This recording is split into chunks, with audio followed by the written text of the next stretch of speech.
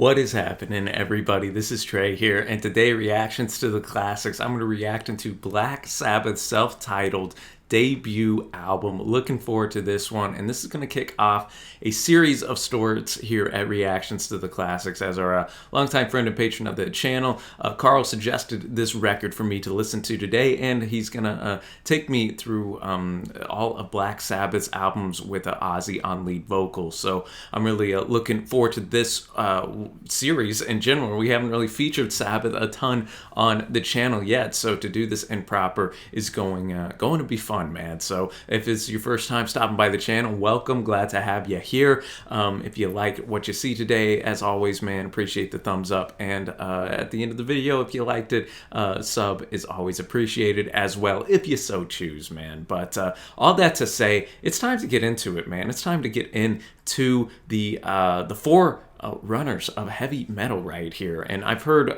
some of the songs off this record, but never in full right here. So I'm looking forward to checking it out today. So a little bit about the band itself, though, right? We're starting with their debut. Let's start at the very beginning, when they formed and who was in the band, if you don't know. So Black Sabbath were formed in Birmingham in 1968 by guitarist Tony Iommi, drummer Bill Ward, bassist Geezer Butler. Always loved Geezer's name right there, man. Definitely sticks out in the mind. And of course, on vocals, we have the legend Ozzy Osbourne. They're often cited as pioneers of heavy metal. The band helped define the genre with releases such as this. We have Paranoid, of course, which I actually do know in full, one of my favorite albums of all time. And then Master of Reality in 1971. They had a lot of lineup changing following Ozzy's departure in 1979, with Iommi being the only constant member throughout the band's history. This is their debut. It was released in February 1970 by Vertigo Records in the UK and on Warner Brothers here in the States in June of 1970. It's widely regarded as the first heavy metal album. Additionally, the opening track has been referred to as the first doom metal song, and a genre that I'm slowly getting into as well through acts like Sun and Boris, and so you can definitely hear that influence, on their music from Sabbath all the way back in the day. This went to 8 in the UK, 23 in the States, went gold in Canada, and in the UK and US it was platinum. According to Black Sabbath's guitarist and founding member Tony Iommi, the group's debut album was recorded in a single 12-hour session on October 16th, 1969. Iommi said, quote, "We just went in the studio and did it in a day. We played our live set and that was it. We actually thought a whole day was quite a long time. Then we went the next day to play for about 20 pounds in Switzerland. Aside from the bells, thunder, and rain sound effects added to the beginning of the opening track and the double-track guitar solos on N.I.B. and Sleeping Village, there were virtually no overdubs added to the record." That's quite impressive. Iommi also noted recording live, quote, "We thought we have 2 days to do it, and one of the days is mixing. So we played live. Ozzy was singing at the same time. We just put him in a separate booth, and off we went. We never had a second run of most of the stuff." The key to the band's new sound on the album was Iommi's distinctive playing style that he developed after an accident at a sheet metal factory where he was working at the age of 17, in which the tips of his middle fingers of his fretting hand were severed. Iommi created a pair of false fingertips using plastic from a dish detergent bottle and detuned the strings on his guitar to make it easier for him to bend the strings. Very intuitive by Iommi right there. That created that massive heavy sound. Quote, "I'd play a load of chords and I'd have to play fifths because I couldn't play fourths because of my fingers. That helped me develop my style of playing, bending the strings and hitting the open string at the same time, just to make the sound wilder." Geezer Butler also added, "Back then the bass player was supposed to do all the melodic runs, but I didn't know how to do that because I'd been a guitarist, so all I did was follow Tony's riff. That made the sound even heavier." Ozzy has always spoken fondly of the recording of this record, stating in his autobiography, quote, "Once we finished, we spent a couple of hours double tracking some of the guitars and vocals, and that was that. Done. We were in the pub in time for last orders. It can't have gone any longer than 12 hours total. That's how albums should be made, in in my opinion. Obviously, the Beatles famously, recorded Please Please Me like that in short fashion, but man, it's so impressive whenever such a legendary, records that have stood the test of decades and decades were just knocked out in a hard day's of work. The cover was a photograph shot at the Maple Durham watermill situated on the River Thames in Oxfordshire, England, by the photographer Keith Macmillan, credited as Keith, who was in charge of the overall design. Standing in front of the watermill in a figure dressed in a black cloak portrayed by a model whose identity was not widely known until 2020. Her name is Louisa Livingstone. All right, a little trivia note for y'all to put in the back of your mind right there. The inner gatefold sleeve of the original release featured an inverted cross containing a poem written by Roger Brown. The band were reportedly upset when they discovered this, as it fueled allegations that they were cultists or Satanists. However, in Osborne's memoirs, he says that to the best of his knowledge, nobody was upset with the inclusion. Iommi's recollection is somewhat different. Quote, suddenly we had all these crazy people turning up at shows. I think Alex Sanders, who was the high priest of the Wiccan religion, turned up at a gig once. It was all quite strange, really. The liner notes to the 1998 reunion album state, quote, unbeknownst to the band, Black Sabbath was launched in the U.S. with a party with the head of the Church of Satan presiding over the proceedings. All of a sudden, Sabbath were at Satan's right-hand men. And this record, at the time of its release, was not highly critically successful, right? A lot of contemporary critics dogged on it, but retrospectively, it's been quite positive. It's 355 on Rolling Stone's top 500 albums of all time and 44 on their list of top 100 debut albums ever, and all song credits noted to the guys here. We are going to rock with the North American edition here, people. So as with a lot of these releases, back in the 60s to even in the early 70s, as we're here with the UK and the US distribution being different, there's different track listings. We're rocking with the North American edition today. So with that said, y'all, let's buckle up in here. As always, I'm going to have the lyrics pulled up for all this. I'm going to try to include all the music in here for you guys, all right? But if for some reason that gets copywritten, there will be a link below where you can go to Vimeo, check out the full video uncut, and then just have my commentary here on YouTube. So you can kind of just go with whatever floats your boat. But we're going to start with the track that started it all, right? The Black Sabbath song from Black Sabbath on Black Sabbath. It's a Black Sabbath inception that we got going here. A lot of interesting story on this one, man. So, according to the band, the song was inspired by an experience that Geezer Butler had in the days of Earth. Butler, obsessed with the occult at the time, painted his important matte black and placed several inverted crucifixes and pictures of Satan on the walls. Ozzy gave Butler a black occult book written in Latin and decorated with numerous pictures of Satan. Butler read the book and then placed it on a shelf beside his bed before going to sleep. When he woke up, he claims he saw a large black figure standing at the end of his bed, staring at him. The figure then vanished, and Butler ran to the shelf where he had placed the book earlier, but the book was gone. Butler related the story to Ozzy, who then wrote the lyrics to the song based on Geezer's experience. The song starts with the lyrics, "What is this that stands before me? Figure in black, which points at me." So a little backstory on that lyric right there.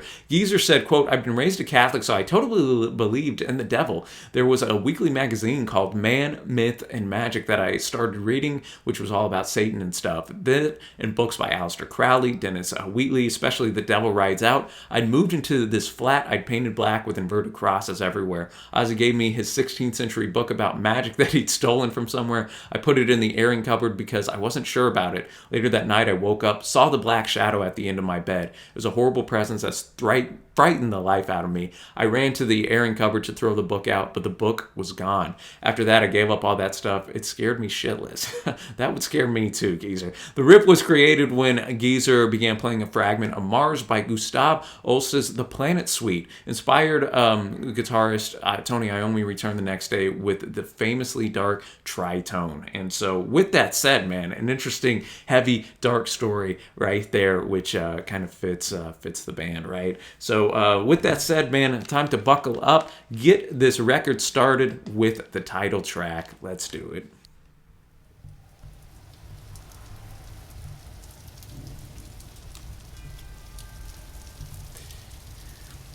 Starting with the rain, man, setting with the thunder, the dreary nighttime almost type atmosphere.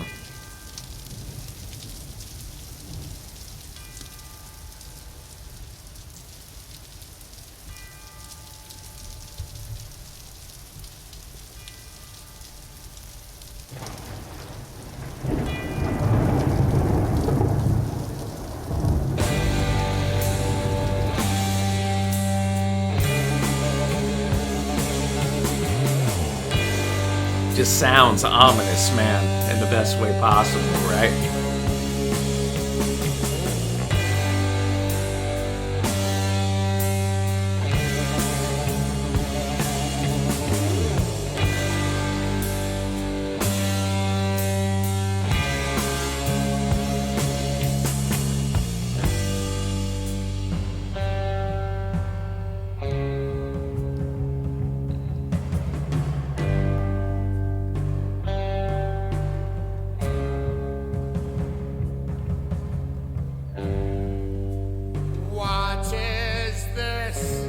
That stands before me.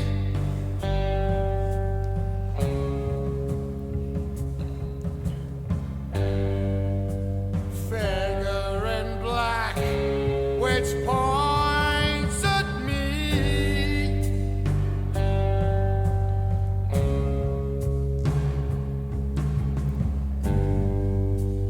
Turn around quick and start to run.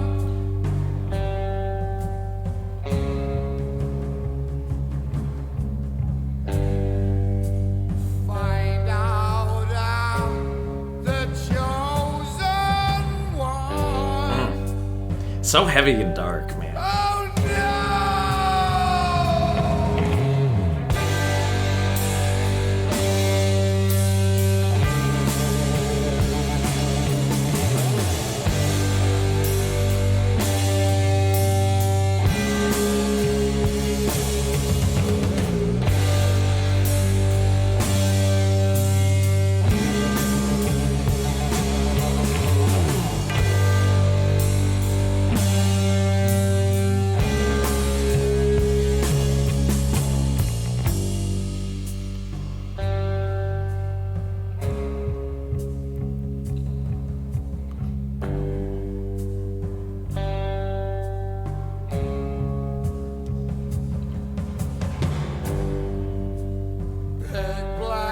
Shape with eyes of fire,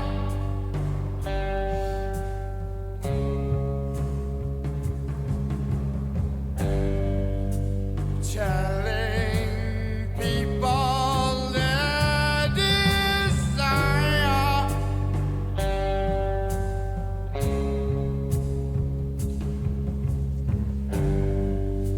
Satan sitting there, he's smiling.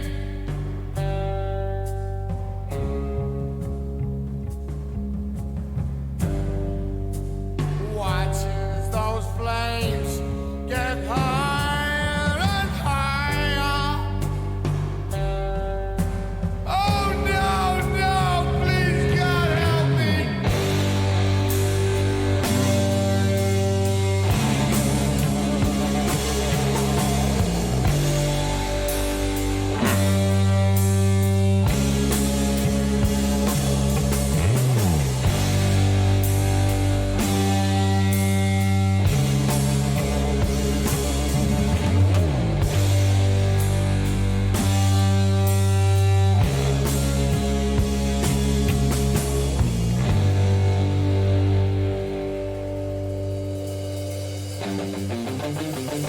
All right. Tony and Geese are working in harmony. And my friend, Satan's coming around the bend. People running 'cause they're scared. You people better go and beware. No, no, please, no.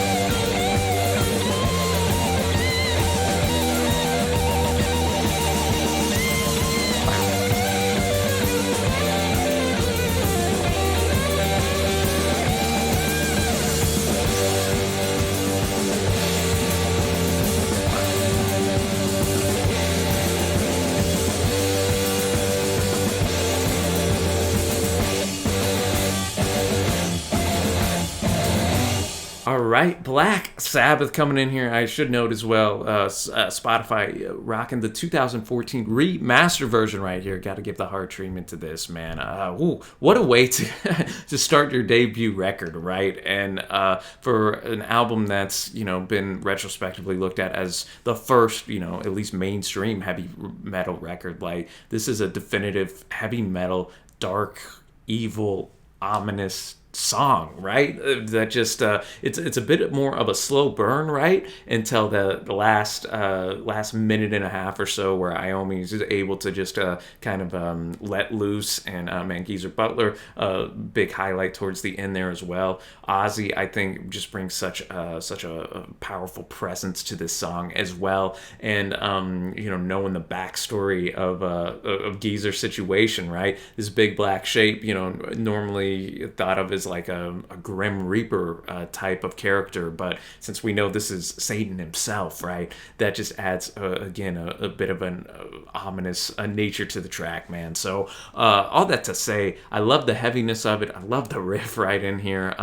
Tony Iommi, one of my favorite guitarists, and this just sets the stage too at the beginning, man, with the bells going, the rain, the thunder. I mean, you just think that you're out kind of I do at least, in the middle of nowhere in some type of a kind of abandoned type of house, and it's about to go down, man. So all in all, what an awesome way to kick off this record, and just an iconic song that, man, still hits heavy 50 plus years later, dude. You can't manufacture that. And now we're going to The Wizard right here, the shortest song on this record. We have noted that it is about a wizard who uses his magic to encourage people he encounters. In a 2005 interview, Geezer said the song's lyrics were influenced by the wizard Gandalf from The Lord of the Rings. It is also believed to be about the band's drug dealer at the time. Ozzy is actually going to play some harmonica for us on this. So let's check it out.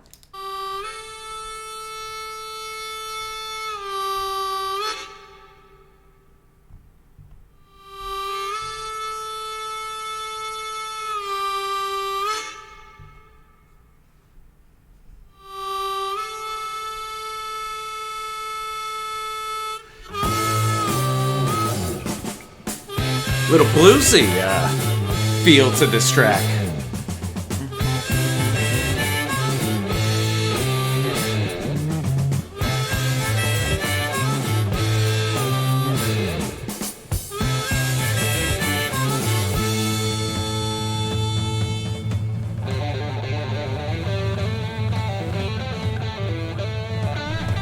All right.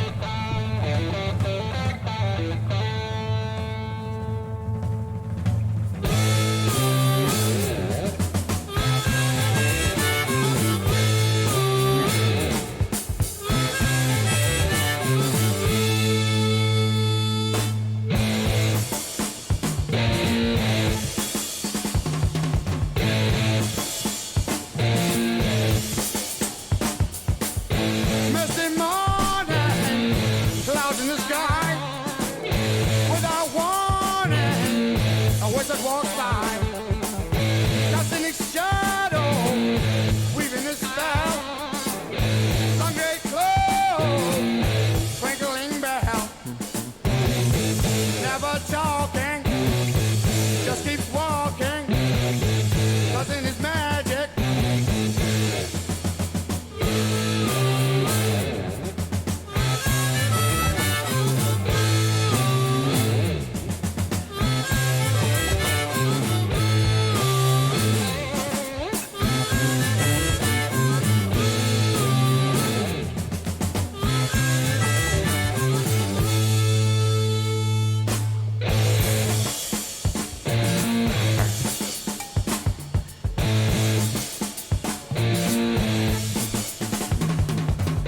Bill Ward with some great fills right here too.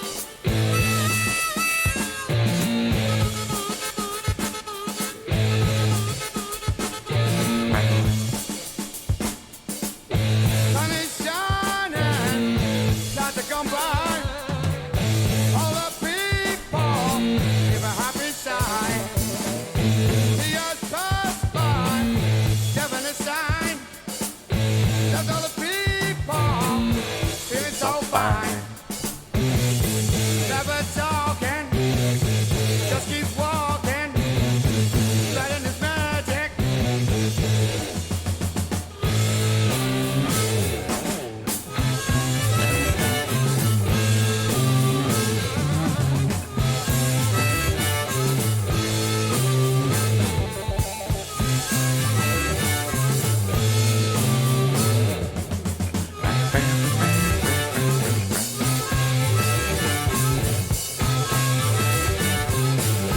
The Wizard. So from our first track, guys, in Black Sabbath, right, we had this ominous, devil type character, right? Well, here we get a total opposite of that. Whether that's the drug dealer or the wizard Gandalf himself, he leaves the people instead of shriveling back in fear. He leaves them passing by very happy. As the last lines note, he's passed by, giving a sign, left all the people feeling so fine. All right. And starting off with that harmonica Ozzy's playing, definitely a very blues rock inspiration and rooted. And you can hear that, and from what I know about the band, obviously taking some inspiration from those blues musicians. And Led Zeppelin, on their first couple records, which were obviously released around this time, right, utilized the harmonica and the blues based inspiration a lot as well. So that's just a sound that works really well with the heavier riffs, I think, that Sabbath employs. And all in all, a good track. Tough to come off of Black Sabbath, right? But I think that this was sequenced pretty well at throwing some different stuff musically in here with the harmonica and whatnot, and just a little lighter subject matter, so to speak. So now we're going to take it to a long medley right here, nearing in at 10 minutes. Wasp / Behind the Wall of Sleep / basically / N.I.B. So Behind the Wall of Sleep is a reference to the H.P. Lovecraft short story Beyond the Wall of Sleep. And then the lyrics of N.I.B. are written from the point of view of Lucifer, who falls in love with a human woman and becomes a better person, according to Geezer Butler. Contrary to popular belief, the name of that song is not an abbreviation for Nativity in Black. According to Ozzy Osbourne's autobiography, it's merely a reference to Bill Ward's pointed goatee at the time, which was in the shape of a pin nib. Okay, interesting right there, man. Interesting. So all that to say, let's cue back and enjoy this one, and let Sabbath take us on a journey.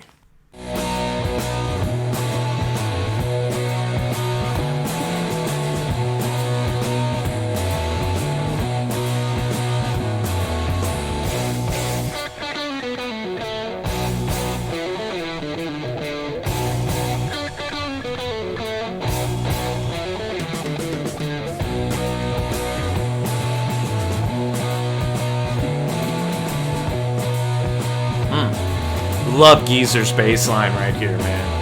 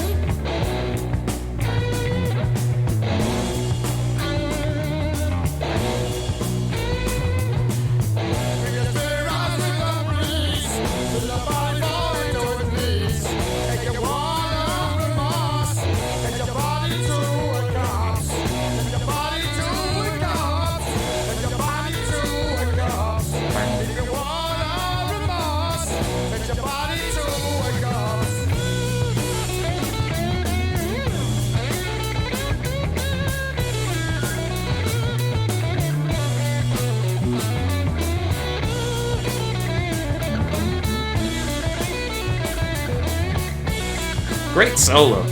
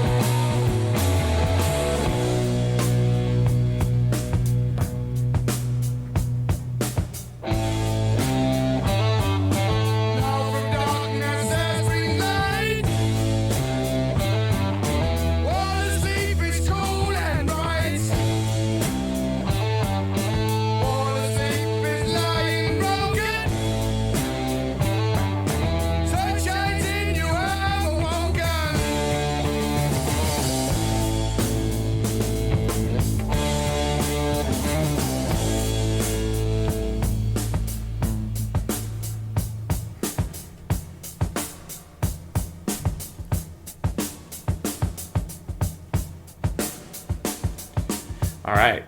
That was Behind the Wall of Sleep. We're about to transition now to N.I.B.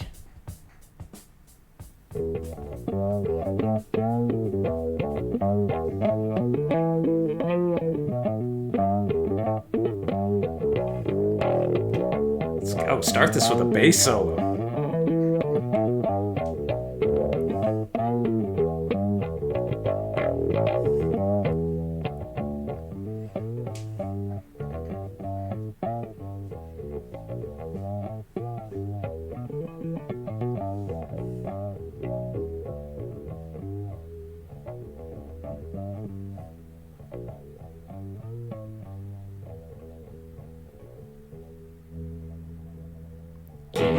Geezer shining. These riffs are just so badass, man.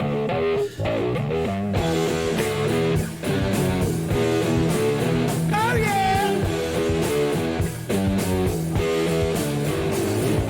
Some people say my love cannot be true. Please believe me, my love, and I'll show you. I will give you those things you thought unreal. The sun, the moon, the stars all bear my seal.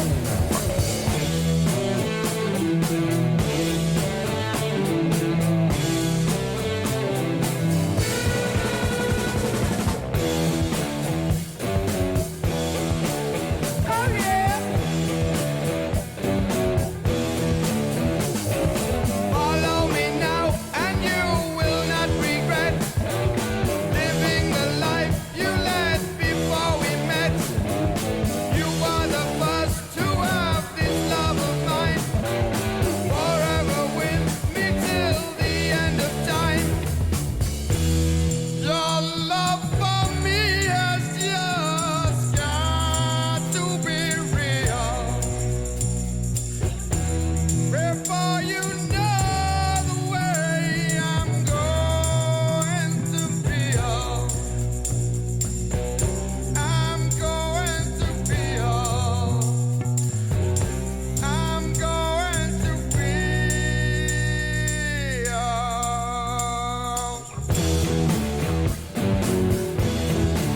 Oh yeah. Now I have you with me under my palm. Our love grows stronger now with every hour. Look into my eyes, you'll see who I am. My name is Lucifer, please take my hand. The twist of the song. Ooh.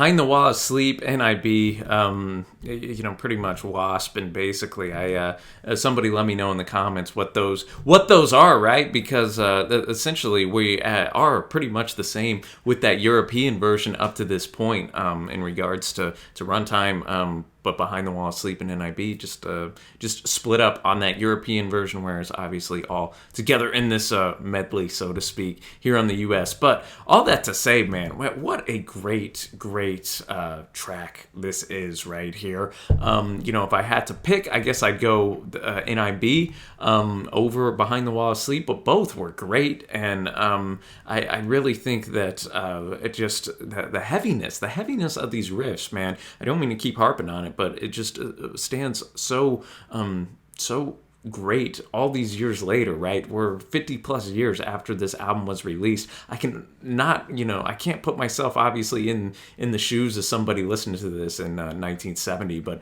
I can only imagine putting this on the turntable and boom, you hear this first side and your world's probably just absolutely rocked with this, and like, what is Black Sabbath bringing to the table? Again, Tony Iommi and Geezer Butler, just absolute MVPs of this track right here. Especially as we started off on N.I.B, where we had a bass solo, and not just a little 10-second one. It clocked in at almost a minute. I love me some great, strong, thick bass lines right there, and Geezer Butler definitely delivers on that. Iommi was delivering on the guitar solo as well, and on N.I.B, man, it kind of starts off your traditional little love song, right? No, yeah, some people say my love can't be true. Please believe me, my love, and I'll show you. I will give you those things you thought unreal. The sun, the moon, the stars all bear my seal.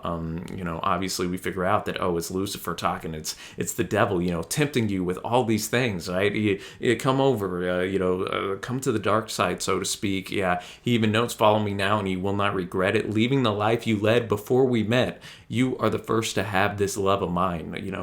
Satan always lying, right? Always trying to get what he wants, manipulating the situation. And that's what we have here, because at the end of that third verse, it says, look into my eyes, you'll see who I am. My name is Lucifer. Please take my hand.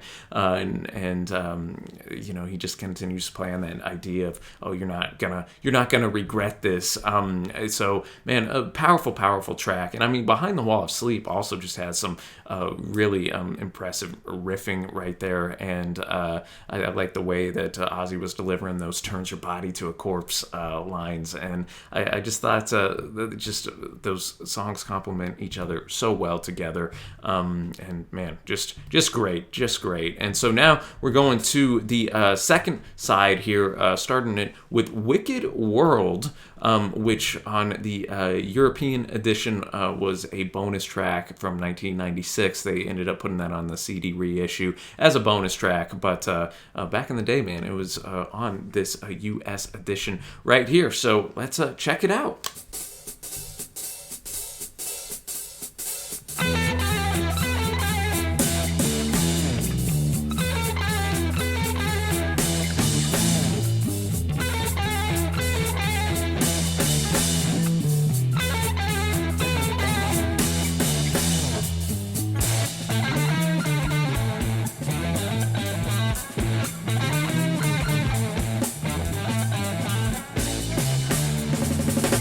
That's how you start a track.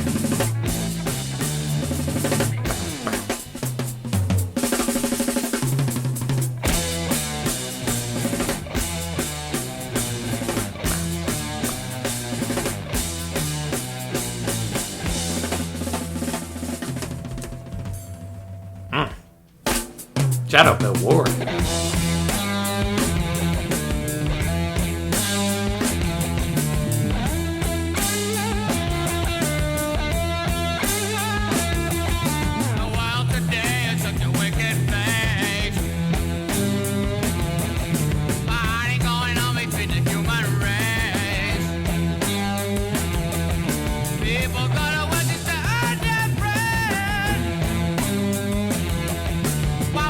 Across the sea, I got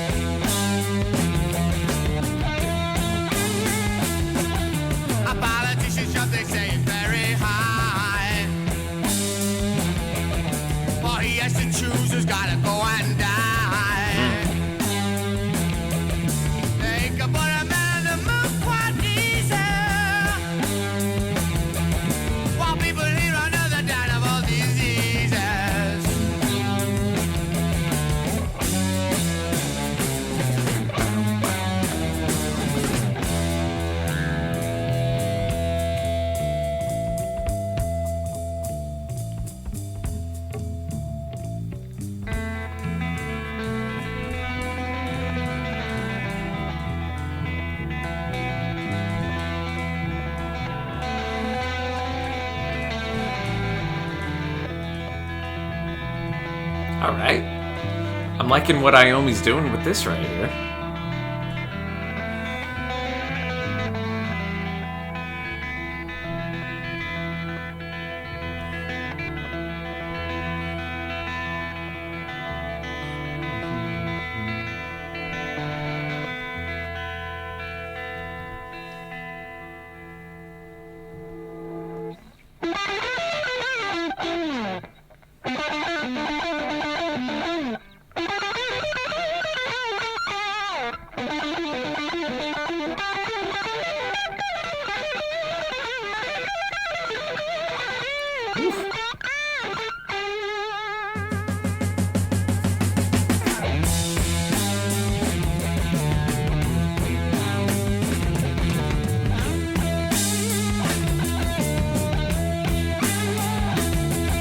A woman goes to work every day after day. She just goes to work just to earn her pay. Child sitting crying, but life is harder. He doesn't even know who is his father.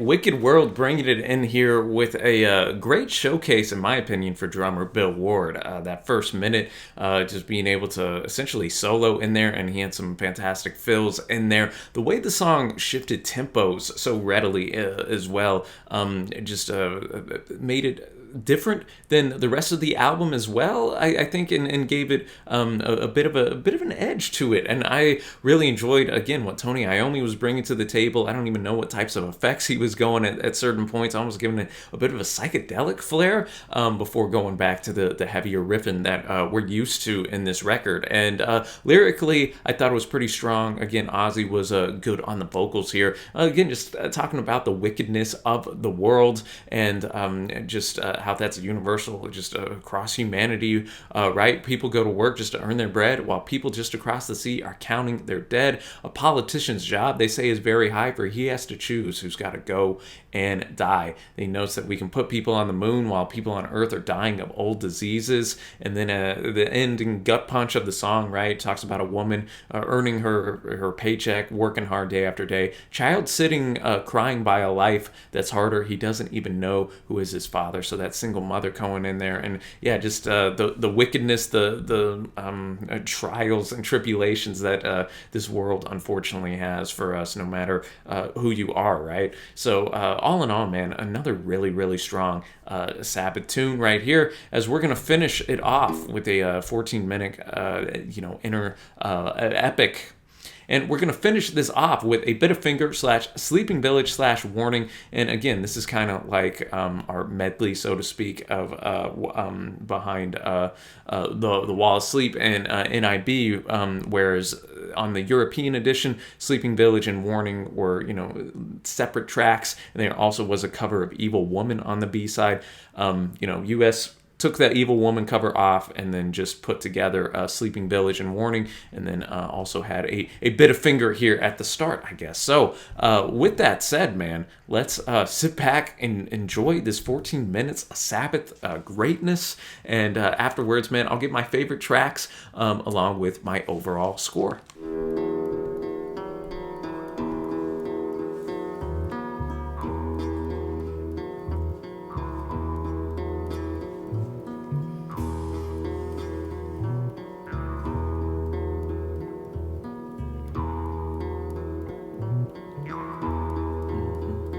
Red sun rising in the sky.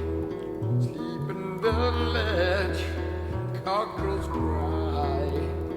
Soft breeze blowing in the trees.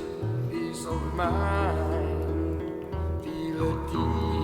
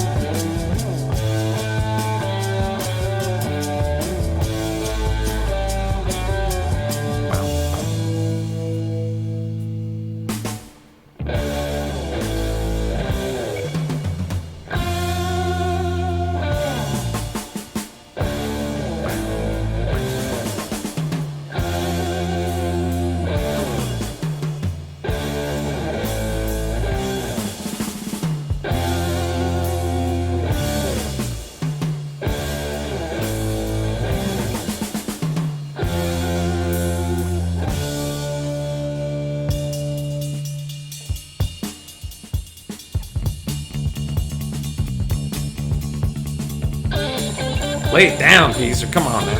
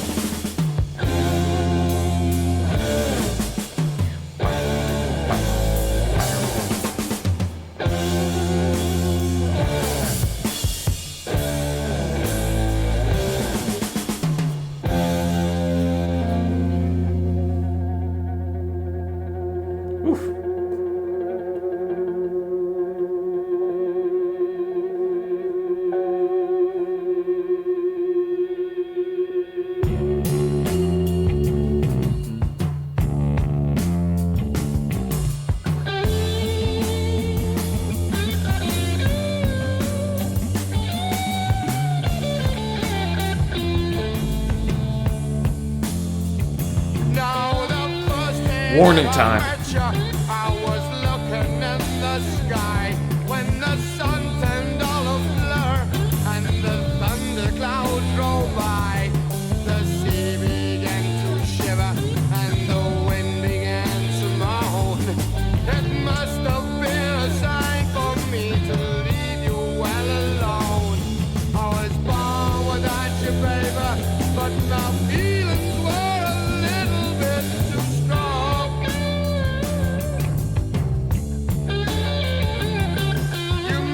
Said you love me, and I don't believe you can. 'Cause I saw you in a dream, and you were with another man.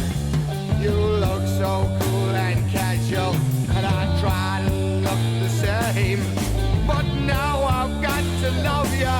Tell me, who am I to blame? I was born without you, baby, but my feelings were a little bit too strong.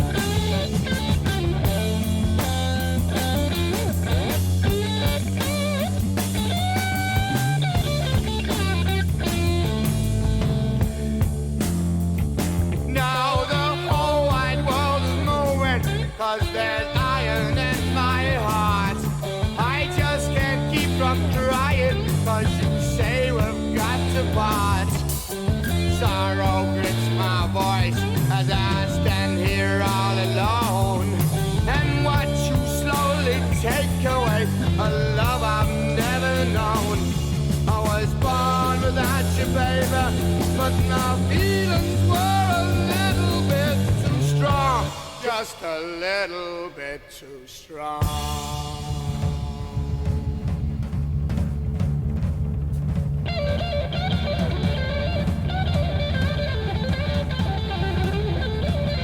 Oof.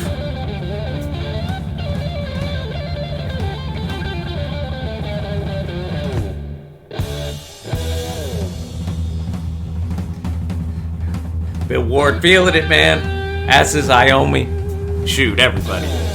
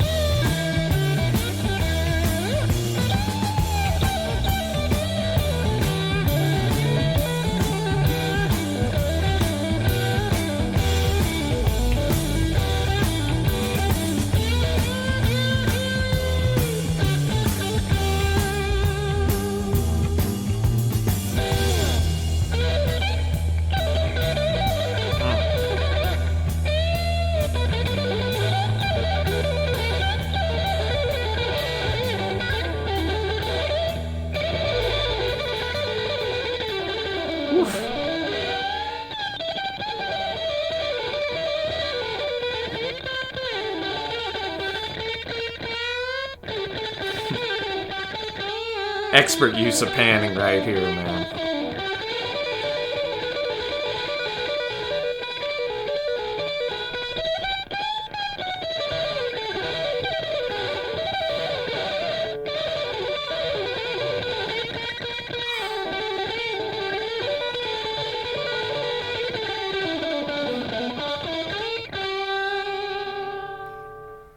Woof. My headphones about to get in flames after that fire solo, dude. Come on, Tony.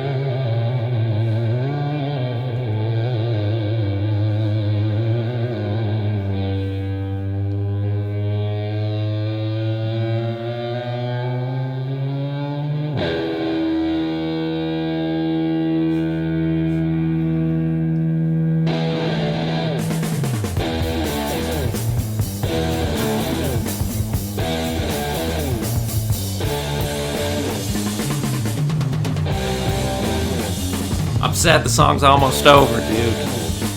Ah, there.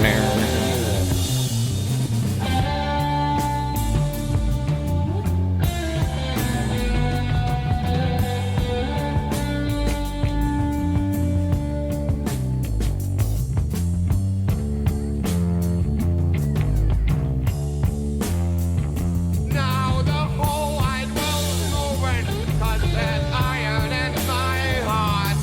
I just can't keep from crying, 'cause you say we've got to part. Sorrow grips my voice as I stand here all alone, and watch you slowly take away a love I've never known. I was born without you, baby, but my feelings were a little bit too strong, just a little bit too strong.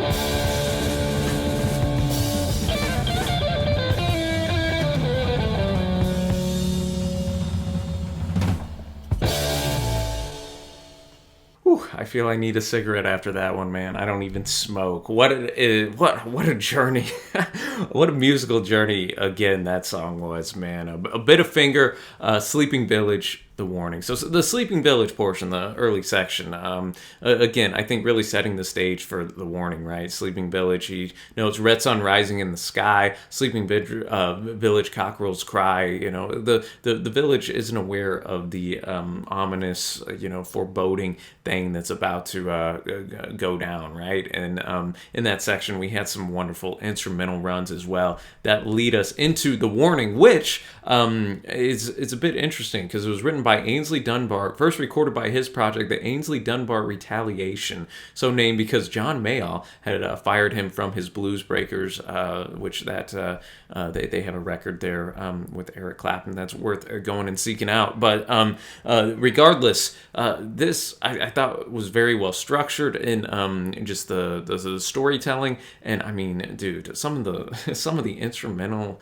sections in this song really just showcase what a talent Tony Iommi, Geezer, and Bill Ward are, respectively. Like, I was just blown away by some of the panning effects and that solo that Iommi was doing. I don't even know. I think it was around the 12 minute mark in the song, and they were saving the best for last. And just the way that the rhythm section works together between Ward and Butler to really just set that foundation, and let Iommi kind of play off that and go wild at certain parts. Oh, it was just all really, really impressive to my ears, man. And just a great groove. Again, kind of shifting tempos from drawing you in, going a little slower before just letting an onslaught of notes and just awesome music runs just happen and wash over your ears, man. And again, I haven't even mentioned Ozzy a lot in this review, but he's held his own as well, obviously. And in the story, we have these warnings, right? First, there's warnings that the sun and moon and everything are going, and he says it must have been a sign for me to leave you well alone. We got that chorus, I was born without you, baby, but my feelings were a little bit too strong. He's infatuated with this woman, and he's not going to let the world, or in the second verse, he knows he even had a dream that she was with another man that trying to tell him, hey, you probably got to steer it clear. And in the third verse, it kind of comes crashing down because I just can't keep from crying because you say we've got to part. Oh man, sorrow grips my voice as I stand here all alone and watch you slowly take away a love I've never known. Then we had that epic instrumental run that lasted for quite a while, and I didn't even want it to end. And then at the very end there, Ozzy kind of repeats that refrain that my feelings were just a little bit too strong, and so we end Black Sabbath's debut record reaction right here, man. I had to hit the heart treatment during the song. It was just too good for me to wait towards the end. And that's going to take me now to my favorite tracks, man. Obviously, I got to shout out the title track. That'd probably be my favorite if I had to choose, but Warning would be right up there too, as well as N.I.B. I thought all those were great. I mean, Wicked World was great. I mean, this whole record was great. As I go now to my overall thoughts and score of the record. Wow, what just a tour de force, right, of sound, of just soloing, whether that's bass solos, we had some drum solos, or of course Tony Iommi, you could argue, is the MVP of this record right here. Man, just every song had a moment that made you kind of just stop in your tracks and really just be wowed. And like I said, for a record that is sitting here filming today, 52 years old, like this is going to be a timeless album, in my opinion, that people will still be revisiting hopefully another 50 years from now, right? Just such a heavy sounding album too, with those riffs and the effects, and I think too, Geezer's fuzzy bass really works well with Iommi's guitar, just with how many effects are on, Butler's bass on top of Iommi's guitar. So all that works together so well with Ozzy as well, being the kind of a purveyor of doom in a lot of these songs, right? He just has the perfect voice for that. And so all in all, man, just it deserves to be called a classic for a reason, and so influential as well. I can't give this anything less than a 9 out of 10 for me. And I mean, quite concise too. It's about 39 minutes on its runtime, and I didn't think any of that was wasted. So all that to say, man, what a fantastic record. Be sure to show my guy Carl, who suggested this album for us to listen to today, some love in the comments below. Let me know what you think of Black Sabbath's self-titled debut right here. What are your favorite tracks on this record? And of course, be sure to hit that big red subscribe button. Hang around, because next month it's October, it's Halloween time, and we're going to sit and enjoy one of my 50 favorite albums of all time, Black Sabbath's Paranoid. So be sure to tune in for that. I'm excited. Can't wait for that, to revisit that classic, and then take it through the rest of the year with the rest of the Ozzy-led Black Sabbath albums. Man, what a treat this was, and I'm glad we were able to get one of the most important bands of the past 60 years up on the channel featured here. So with all that said, man, thanks so much for hanging out with me today, and until next time, I will see you.